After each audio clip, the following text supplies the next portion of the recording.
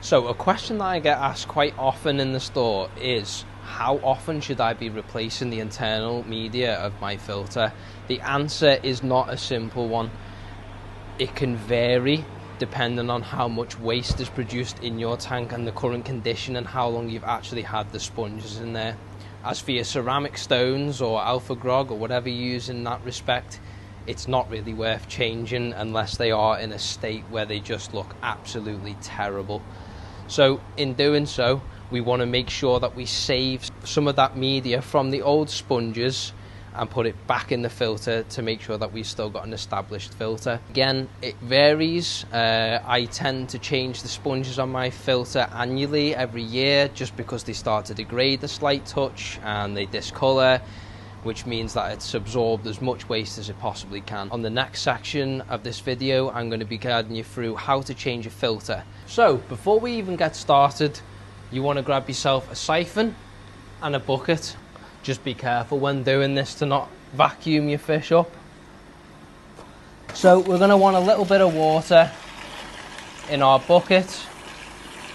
We don't want to clean our filter with fresh tap water. We want to clean it in the water that's in our tank to keep the bacteria. Before we start taking the filter apart or doing anything with the filter, make sure that you turn it off at the socket or the wall it's plugged into. Once you've unplugged the filter, we're then just going to slide it off and then plonk it in our bucket. Okay, so what we're using here is the Hugo Kamishi series, and with these filters you want to take the head off just by twisting gently. And as you can see here, there is a bit of sand and a bit of debris lodged in the top here. So you're going to want to chuck that in your bucket and give it a good swish around. Check it again, make sure there's nothing stuck in there. Once you've done that, you can leave that in the bucket until you're ready to put it back in the tank. Now with this filter in particular, you're going to want to get underneath here and pull this top cap off.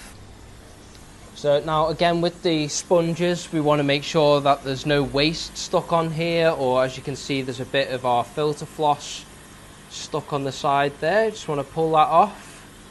Okay, and then just give your sponge a really good squeeze. Rub all the sides down, make sure there's no debris or excess still on the sponge.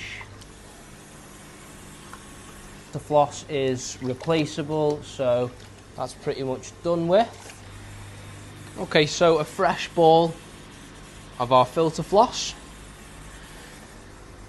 This helps pick up any particulates in your water, helps polish the water off, makes it a little more clearer. And stick our sponge back over the top. And then pop it all back together. So now that we have the filter back inside the tank, we can plug it back in. Okay, now that we put the filter back into the tank and plugged it in, we want to make sure that that power head is always submerged in water. If there's any sand or rocks in there, it will snap the impeller, so always be careful and make sure that your filter is fully submerged in the water when it's turned back on. So this has been my quick guide on how to change a filter. Thanks for watching. I really hope this has helped some people, and I'll see you next time.